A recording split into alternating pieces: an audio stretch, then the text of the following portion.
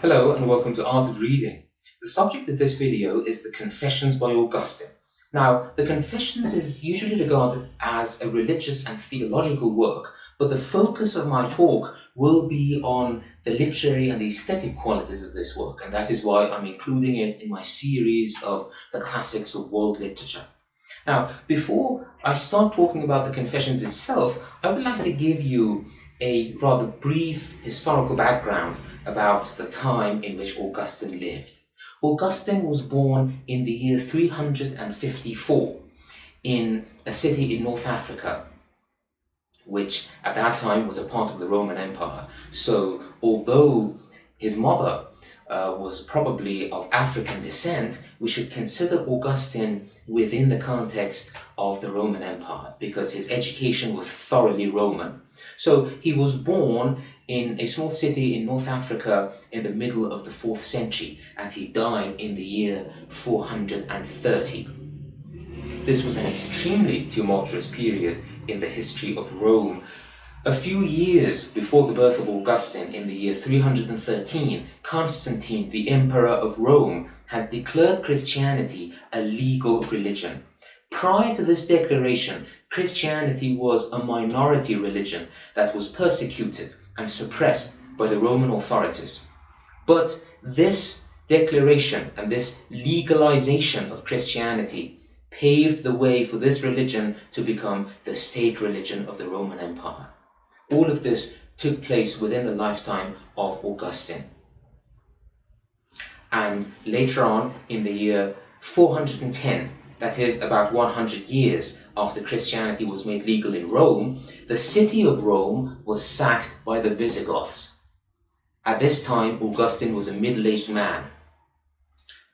And in fact, this event prompted him to write a book called On the City of God Against the Pagans, in which he defended Christianity and argued that Christians should not be blamed for the fall of Rome. And it was within the 5th century that the Roman Empire fell and the medieval period began. So it is, I think, quite safe to say that Augustine lived in an extremely tumultuous period. And all of these events are reflected both in his character and in his writings. The profession that Augustine pursued in his youth was rhetoric. Rhetoric, very simply defined, is the art of persuasion, a set of techniques and methods that an orator and a public speaker has to have in order to convince an audience. And this was regarded as something essential for someone who wanted to climb the ladder of success in the Roman Empire. And Augustine was particularly successful in his career as a rhetorician. But later on, when he converted to Christianity, he abandoned this career and dedicated himself fully to a Christian vocation. Now, the story of Augustine's life as we have it in the Confessions is the story of how he pursued this career and how he pursued other things like sensual gratification, like knowledge, like influence, until at last he gave in to the God who had been pursuing him, as he portrays this drama in the Confessions.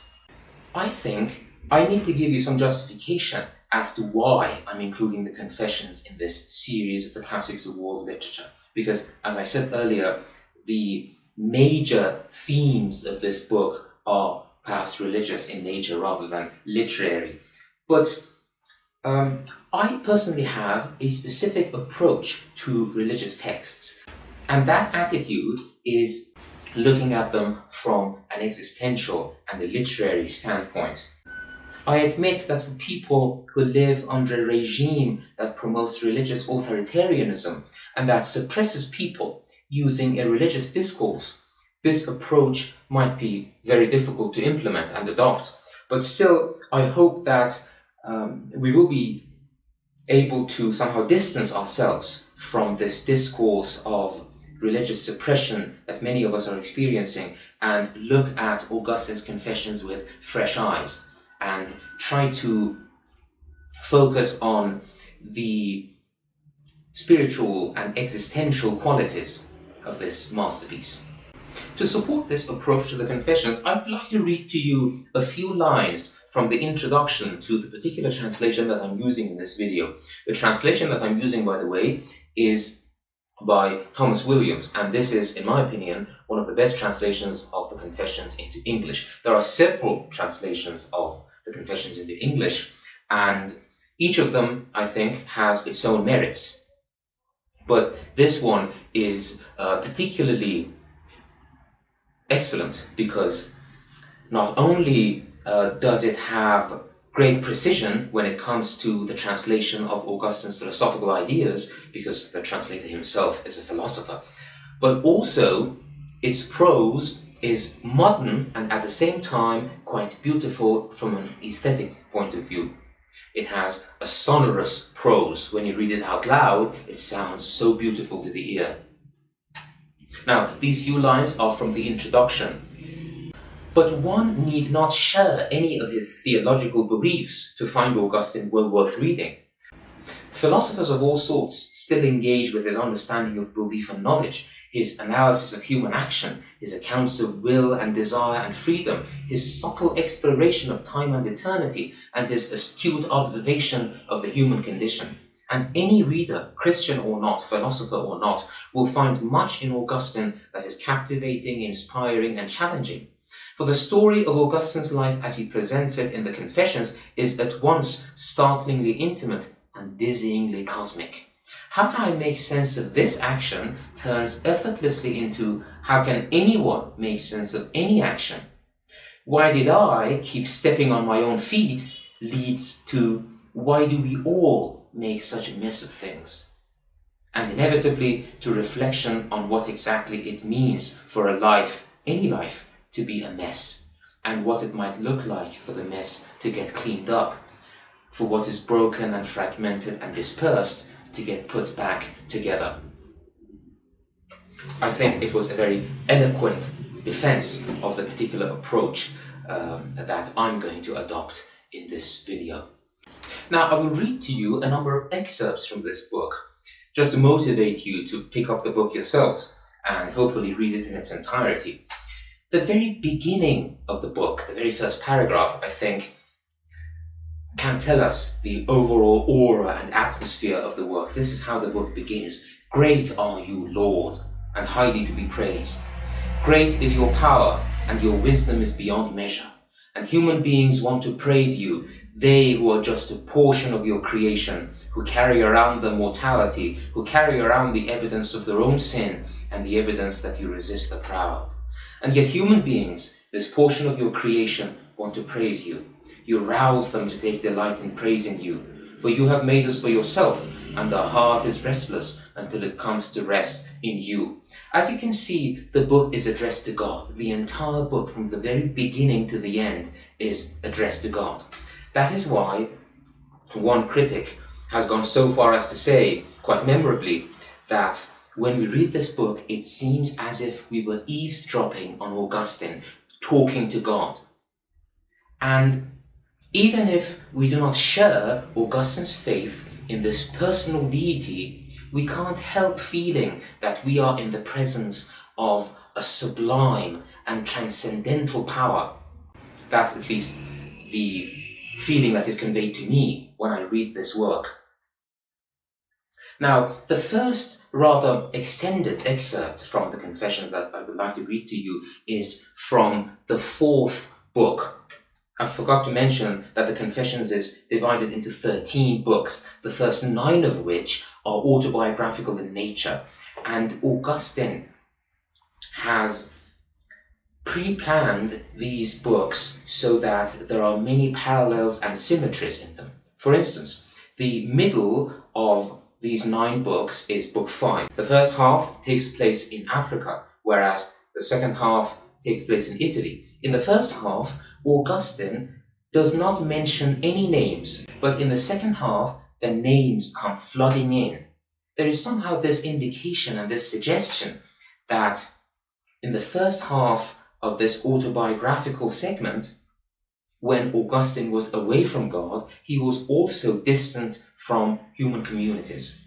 But in the second half, when he is drawing closer to God, he is also being gradually reintegrated into human society. There are many such parallels and such symmetries in the autobiographical section. In any case, the excerpt, which I'm going to read to you right now, is taken from the fourth book. That is the first half of the autobiographical section of the Confessions. Here, Augustine describes the death of his close friend and the agony and the grief that he experiences after this death. In the years in which I first began to teach in the town in which I had been born, I made a very dear friend who was following the same course of study. He was my age, in the prime of his youth, as I was. He had grown up with me since boyhood. We were companions at school and companions in play. Behold, you took that man from this present life. And when I had spent hardly a year in my friendship with him, a friendship that was sweet to me beyond all other sweetnesses of this life, my heart was clouded over with such grief, and I saw death wherever I looked. I would like you to listen closely to this description of the psychological suffering that Augustine experienced at that time. The way he manages to portray and convey this suffering and grief in very lucid language is quite extraordinary. And I believe such an instance, such a description of grief can rarely be found even in the greatest works of literature. It reminds me of the grief that Gilgamesh experiences after the death of his friend Enkidu. It reminds me of the mourning of Achilles for his friend Patroclus, and many other extraordinary instances of grief over the loss of a loved one that we have in classics of world literature. So please listen closely. My heart was clouded over with such grief, and I saw death wherever I looked. My hometown was a torment, my father's house unfathomable misery. Whatever I had shared with my friend turned into savage affliction without him. My eyes looked for him everywhere, but he was nowhere to be found. All things were hateful to me, because they did not contain him, and they could no longer say to me, "Look, he is coming," as they had when he was alive and we were apart. I had become a great question to myself, and I asked my soul why it was sad, and why it was so disquieted within me, and I had no answer to give myself. If I said, "Put your hope in God," I quite rightly did not obey, for that most precious friend whom I had lost was truer and better than the phantasm in which I was commanded to put my hope. I should add that at this point in his life, Augustine was a follower of Manichaeism, a religion which had its roots in the Parthian Empire in Iran. That is why he says, when I asked myself to put your hope in God, I could not do so, because the God of Manichaeism was a phantasm, was a lie in which I was asked to put my hope. Needless to say, this is Augustine's Christian evaluation of Manichaeism that he later on acquired in his life. Nothing was sweet to me but my own tears, and they took the place of my friend among the delights of my mind. That was how I was in those days, and I wept bitterly and found rest in bitterness. So wretched was I that my own wretched life was more precious to me than my friend. Yes, I would have gladly changed my life, but I would not have wanted to lose my life rather than to lose my friend. And I am not sure whether I would have given up my life even for his sake. I was heartily sick of living, but afraid of dying. Again, I think this is very psychologically astute and shrewd, and quite similar, in fact, to what we see in the Epic of Gilgamesh. Again, when Enkidu dies, Gilgamesh is devastated. But at the same time, he falls into this spiritual and existential crisis and experiences an enormous fear of death. That is why he goes on his quest to find immortal life. That is exactly how Augustine felt at that time. He was sick of living, but at the same time afraid of dying. I think it's extraordinary that Augustine can analyze his motivations and his feelings in such a profound manner, as if he were a psychologist. I think that the more I loved him, the more I hated and feared death as the dreadful enemy who had taken him from me. I thought that death would suddenly swallow up everyone, as it had been able to do to him. I remembered that this is exactly how I was. Look upon my heart, O my God, look within me, observe, because I remember you who cleanse me from the uncleanness of such affections, directing my eyes to you and rescuing my feet from the snare. For I marveled that other mortals were alive when he, whom I had loved as though he would never die, was dead. I marveled even more that I, who was his other self, was alive, though he was dead. Someone once said that his friend was half of his soul, and truly he spoke well. For I felt that my soul and his were one soul in two bodies, and so life was a terror to me, because I did not want to live on as one half, and perhaps I feared death because I did not want the one whom I had loved so much to die altogether. What madness it is not to know how to love human beings as human beings ought to be loved. How foolish is someone who cannot keep within due bounds in bearing up under the difficulties of the human condition. And so I raged and sighed and wept and was in turmoil. I could not be at peace, could not think clearly. I carried my wounded and bleeding soul around with me. It could not bear to be carried around, but I could find nowhere to set it down. Not in pleasant groves, not in games and songs, not in sweet-smelling places, not in well-prepared banquets, not in the pleasures of the bedroom, not even in books or poetry. Nowhere could it find rest. Everything was a horror to me, even the very light itself. Everything that was not what he had been was vile and hateful to me. Everything but my groans and tears, for in them alone I did find a little peace. And when my soul was distracted from them, it weighed me down with a great burden of unhappiness. I think you will admit that anyone who has experienced a great loss in his life, in his or her life, a loss of a loved one, or perhaps the breakup of a lengthy and profound relationship, will acknowledge that these feelings that Augustine expresses here are quite sincere and genuine, and he manages to convey this sincerity and this genuineness to the reader. The conclusion that he derives from this evaluation and description of his grief is in line with his Christian vocation, with his theological perspective. This is what he says: "Blessed are those who love you." The book is addressed to God, of course, so he is addressing God here. Blessed are those who love you, and their friend in you, and their enemy for your sake, for they alone lose no one dear to them, to whom all are dear in him who is not lost. In other words, he says, the best thing to do for a human being is to love God, to give boundless and limitless and infinite love only to God, because God is boundless and limitless and infinite and undying and imperishable. This is the Christian and theological conclusion that he arrives at. We, as modern readers, may not necessarily agree with this particular interpretation, but still this does not diminish the pleasure that we have derived and the insight that we have gained from reading his grief over the death of his loved one. That is what I mean when I say that these great works of religious thought can be read even by us when they are written with sincerity and with honesty, and by a person who has a profound and sophisticated mind like Augustine. Now, I will read to you one other example of such instances of profound literary poignancy.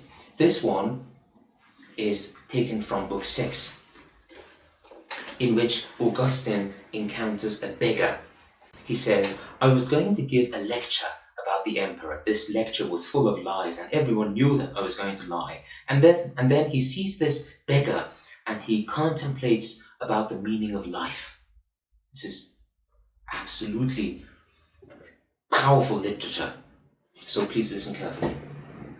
I was wretched, and you worked in me so that I might feel and know my wretchedness.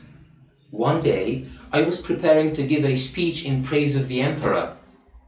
By the way, I forgot to tell you that at this point in his life, Augustine has not yet converted to Christianity. He is still, as he calls it, a salesman of words. He is a teacher of rhetoric. He has not yet converted to that spiritual life that will later on dominate his existence.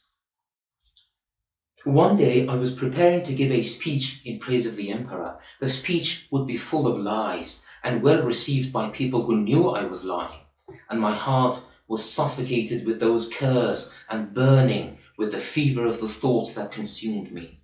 I was passing through a certain section of Milan and came across a poor beggar, already drunk, I believe.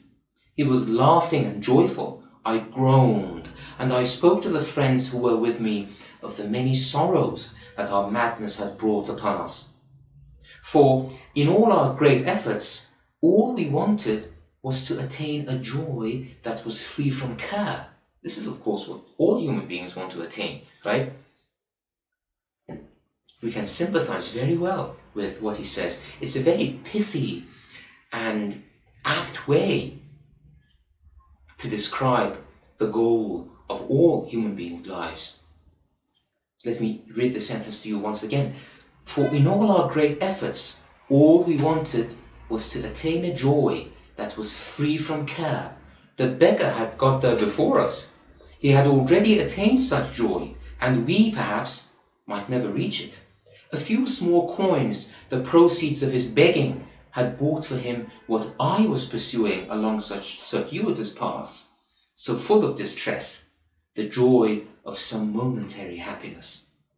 What he had was, of course, not true joy, but it was far more genuine than the joy I was seeking through my ambitions. He, at least, was cheerful. I was distressed. He was free from care. I was desperately worried. If anyone had asked me whether I would rather be joyful or fearful, I would have replied joyful. Yet if he had gone on to ask me whether I would rather be as I was than as the beggar was, I would have chosen to be as I was, with all my troubles and fears, a perverse preference surely, and not in accordance with truth. For I ought not to have thought myself better than he was, simply because I was more learned, because my learning brought me no joy. I merely used it as a way to please other people, not for the sake of teaching them something, but simply in order to please them. In these instances, we can profoundly sympathize with Augustine's viewpoint. And one aspect of his work that I think makes the Confessions very relevant for us today is the way he psychologizes, so to speak, the way he delves into the innermost recesses of his psyche. That is why some critics have gone so far as to call Augustine the first modern man, because it is in modernist literature that we have this huge emphasis on the internal mechanisms of the human mind. The modernist writers like Woolf, Joyce, and others focus on the interior of their characters' thoughts rather than what happens in the external world. And this somehow makes Augustine a very unlikely precursor for modern literature. I say unlikely because he has a very negative attitude towards secular literature.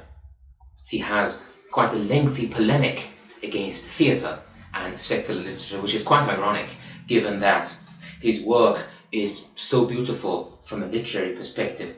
So these two excerpts were examples of the extraordinary literary quality of the Confessions, and I hope I have given you sufficient incentive to go and pick up the book and read it on your own.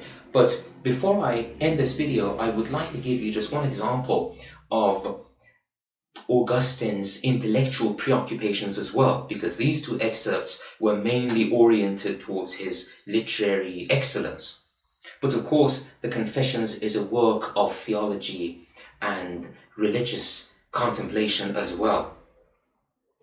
One recurring theme in the Confessions is the problem of evil, or the problem of innocent human suffering. Now, this is an issue that has preoccupied human beings from time immemorial. All religious traditions have given their own answers to the question of innocent human suffering. For instance, in a dualistic religious tradition, the world is believed to have two sources, one wholly good and the other wholly evil. And the presence of evil and suffering in the world is attributed to this primordial evil entity. In a polytheistic system, when I use the word polytheism, I mean what is more commonly referred to as paganism, but I refrain from using the term paganism because it has a pejorative connotation. I much prefer polytheism because it's neutral. In any case, in a polytheistic worldview, like the Greek polytheistic religion, the world is largely an amoral place. The universe is amoral. In other words, the world does not care about human suffering. In other religious systems, like in monotheistic religions, different answers are given to the problem of innocent human suffering. For instance, the idea that suffering is temporary, the idea that there is an afterlife, and that suffering is going to be rewarded or compensated in life after death, or the idea that suffering is educative, or the idea that evil does not actually exist, that evil is a privation of good. So you see, different religious traditions, dualistic traditions, polytheistic traditions, monotheistic traditions, Indian religions, they have all given their own answer to the problem of innocent suffering. It is something that all religions share. It's a preoccupation that all human beings have had. And it is very significant that Augustine's spiritual journey from his youth, when he was a follower of Manichaeism, until he converted to Christianity, is marked by his preoccupation with the problem of evil. At first, when he was a follower of Manichaeism, he could not reconcile the idea of an omnipotent, omniscient, and omnibenevolent God with the existence of evil in the world. So he clung on to Manichaeism. But later on, when he became acquainted with the teachings of Neoplatonist philosophers, he accepted the idea that evil is a privation of good, that evil is the non-existence of good. So what I'm trying to say is that the Confessions in its entirety is replete with reflections and contemplations about the problem of evil. The problem of evil was not just something that preoccupied Augustine. It is something that still preoccupies us today, though we might approach it in different terms. We might put it in a different discourse, and we might express it using different terminology, but still the basic elements are there. And we might not agree with Augustine's conclusions about the idea that, for instance, evil is a privation of good, and that the existence of evil can be reconciled with the existence of the monotheistic God of Christianity, but still we can sympathize with him when he contemplates this profound issue. I hope that in this rather brief video, I have been able to motivate you and encourage you to pick up the Confessions and read it and experience the spiritual and intellectual satisfaction that any reader will experience after reading this book. If you found this video interesting and informative, please do not forget to subscribe to my channel and like my videos. Thank you.